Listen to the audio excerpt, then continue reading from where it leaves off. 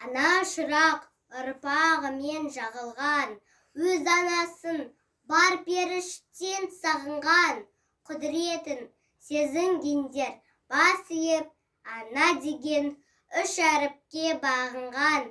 Аман болса ана деген ардағым, күндей болып нұрланады жан-жағым. Қуанышпен бар қайғысын өмірдің, ана ғана көтереді салмағын. Ана деген жылағанды жұбатқан, ана мөлдір жаралғандай бұлақтан, қорған болып аймаласа перзентін, тәңірінен амандығын сұраған.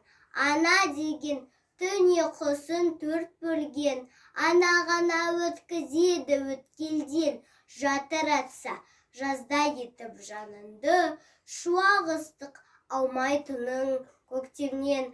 Анам болса жүзіп өтер кемен бар, анам болса қартаймайсың деген бар.